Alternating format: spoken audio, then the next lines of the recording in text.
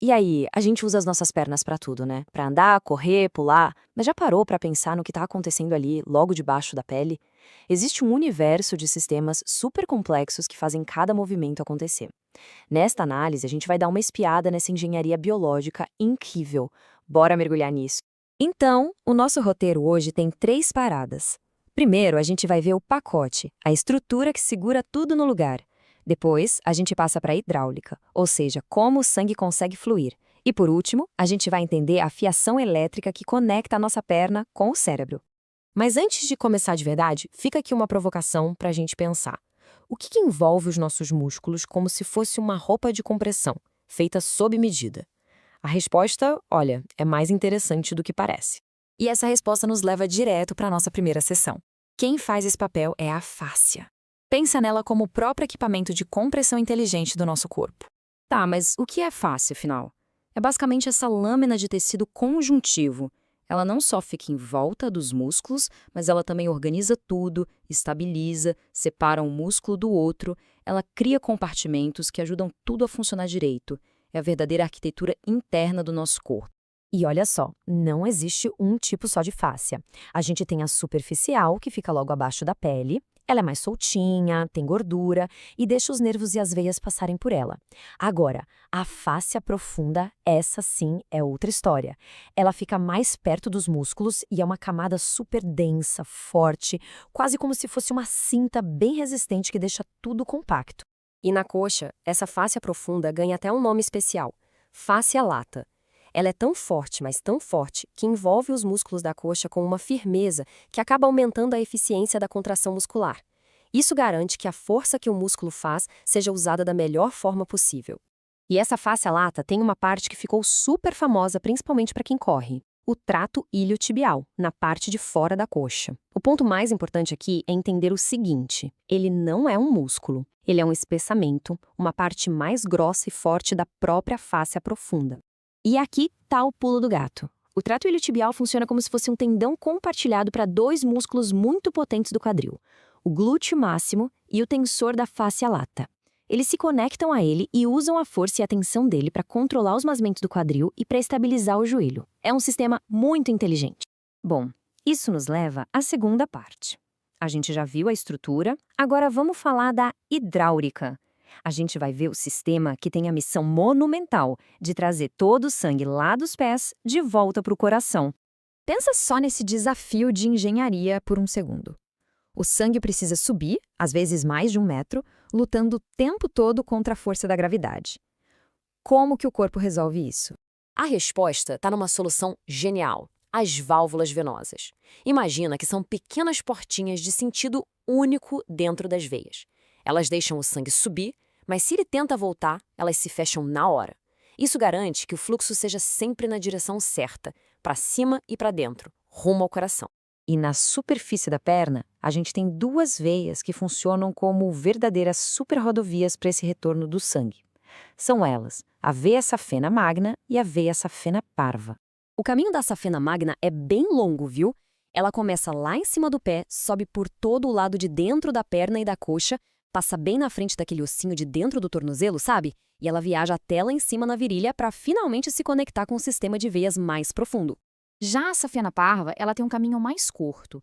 Começa do lado de fora do pé, passa por trás do ossinho de fora do tornozelo e sobe pela parte de trás da panturrilha, a famosa batata da perna. O trajeto dela termina ali, atrás do joelho. E esse quadro aqui resume tudo de um jeito bem claro. Olha só. A magna começa do lado de dentro do pé e sobe pela parte de dentro da perna. A parva começa do lado de fora e sobe pela panturrilha. E o destino final também é diferente. A magna vai parar lá na veia femoral, na virilha, e a parva na veia poplítea, atrás do joelho. São 2 caminhos diferentes, mas com a mesma missão vital. E isso nos traz para a nossa última sessão. A gente já viu a estrutura, já viu a hidráulica, agora vamos explorar a fiação elétrica. O sistema que dá para a gente a sensação de toque, de dor, de temperatura, tudo na pele da nossa perna. O conceito principal aqui é o de dermátomo. Para ficar fácil de entender, imagina a pele da perna como se fosse um mapa, e esse mapa é dividido em vários territórios. Cada um desses territórios, ou dermátomos, é responsabilidade de um nervo que sai de um nível específico da nossa medula espinhal. E no caso da perna inteira, esse mapa sensorial é todo coberto por nervos que vêm da parte mais baixa da medula espinhal, mais especificamente das regiões lombar e sacral, que ficam ali no final das costas. E esse mapa tem pontos de referência bem importantes. Por exemplo, a sensibilidade na região do joelho é responsabilidade do nervo que sai da quarta vértebra lombar, a L4. Já a sensibilidade da parte de fora do pé vem do nervo que sai da primeira vértebra sacral, a S1.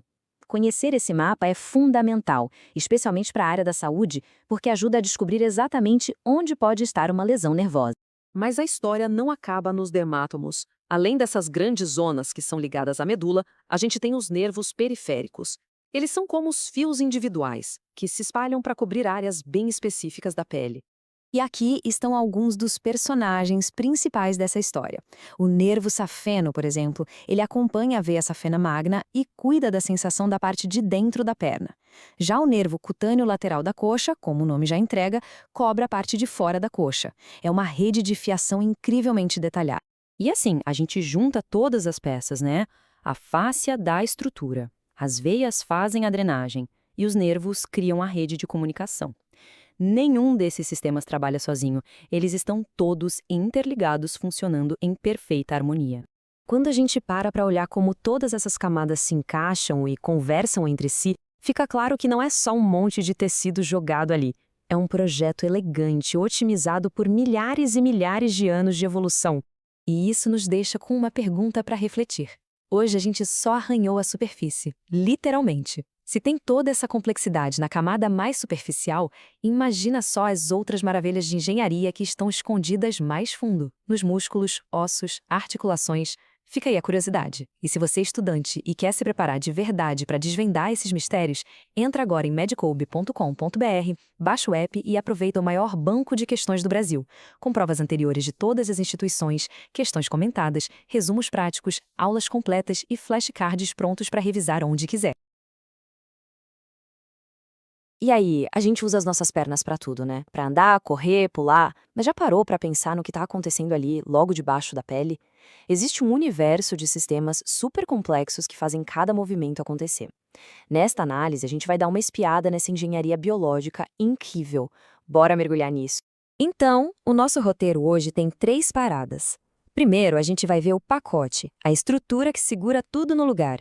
Depois, a gente passa para a hidráulica, ou seja, como o sangue consegue fluir. E por último, a gente vai entender a fiação elétrica que conecta a nossa perna com o cérebro.